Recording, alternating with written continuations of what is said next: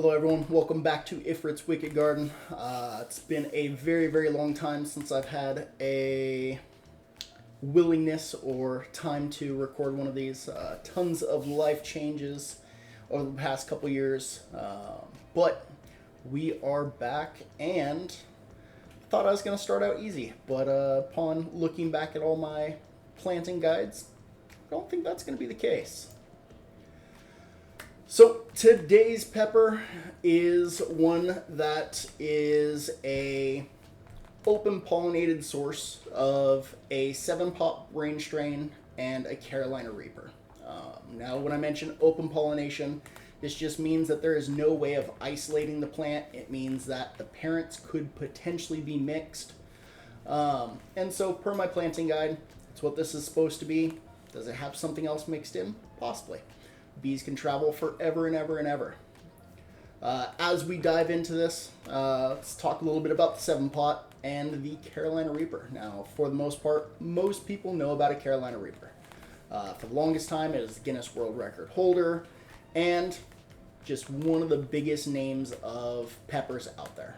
As for the other side of this, it is a 7-pot brain strain. Now with this, this was created by a gentleman named David Capiello, if I'm pronouncing that correct. Somewhere back around 2008, he did a bunch of selective breeding and ended up coming out with this.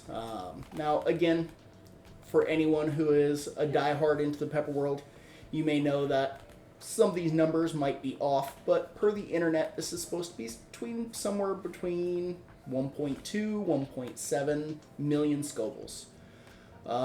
So a significant amount more than a lot of the standard peppers. Of course, with it being a mix between a Reaper and something else, of course that brings it down a little bit. But either way, for my first pepper back on video in a long time, it is going to be quite toasty. So let's go ahead and chop into this thing. With this, just picked this out of the garden this morning, so let's see what we can deal with here. Very crunchy right off the beginning. Not a whole lot of seeds through here, but looking through, quite a bit of oil, and it's really just going to be overall quite a nasty pepper.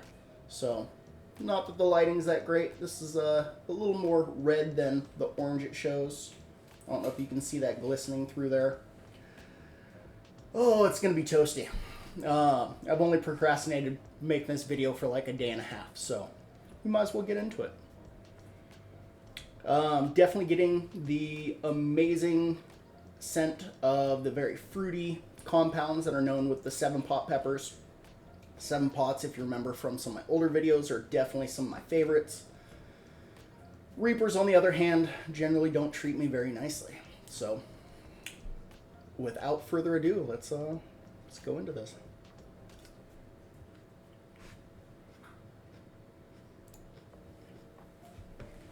So again, quite crunchy.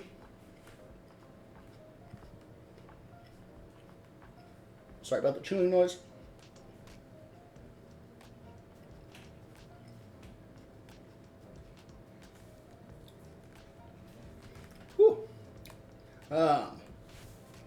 So with that, definitely going to start feeling the effects of it.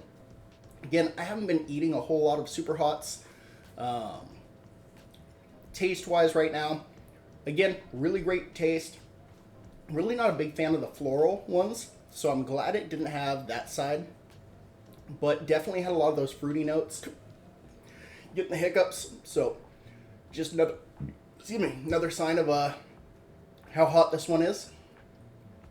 With that, I already feel the face burning. Tip of the tongue is on fire.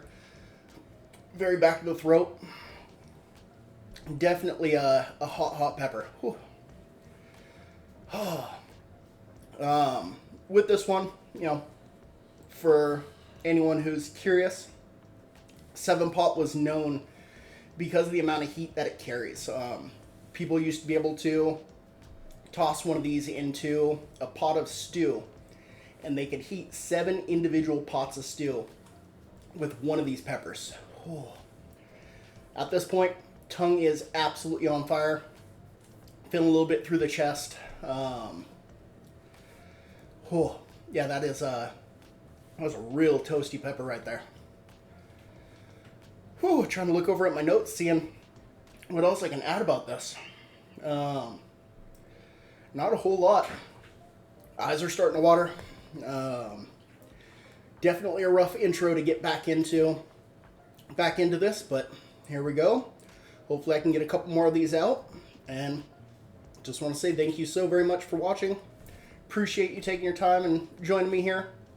Leave some comments about what your favorite peppers are to eat, and I will see you next time.